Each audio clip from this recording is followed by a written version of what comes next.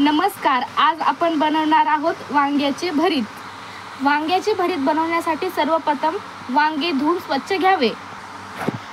वांगे स्वच्छ धुतल्यावर कढईमध्ये तेल गरम करून एक माप तेल घालून वांगे मस्त परतवावे।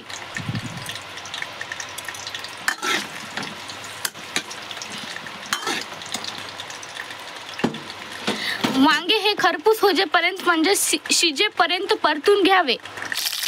आपले वांगे हे मस्त खरपूस झालेले आहेत। वांगे शिजले का नाही हे बघण्यासाठी पळीने वांग्याला दाबून बघावे। वांगे आपले मस्त शिजलेले आहेत आणि मिरच्या पण मस्त खरपूस झालेल्या आहेत। आता आपण उकळीमध्ये मिरच्या टाकून वाटून घेऊ। मिरच्या हे आबडधोबड वाटून घेतल्या आहेत, तर त्यामध्ये आपण 5-6 पाकळ्या लसूण टाकून घेऊ।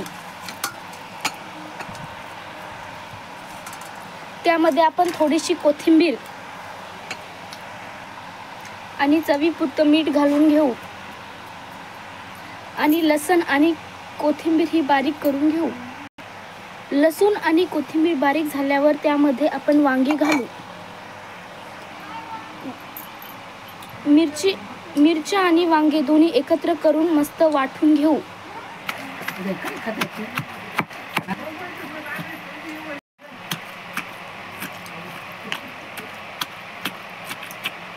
वांगे आणि मिरच्या एकत्र बारीक करून मस्त वाटून घेतलेले आहे।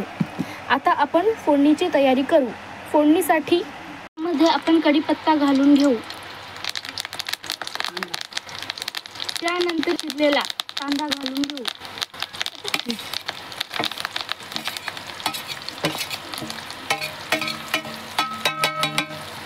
त्याला मस्त हलवून घेऊ। कांदा हा खरपूस होजेपर्यंत हलवून घेऊ। कांदा आपला मस्त खरपूस झालेला आहे। त्यामध्ये आपण जे वाटण वाटलं होतं म्हणजेच वांगे आणि मिरच्या हे कांद्यामध्ये टाकून मस्त परतून घ्यावे।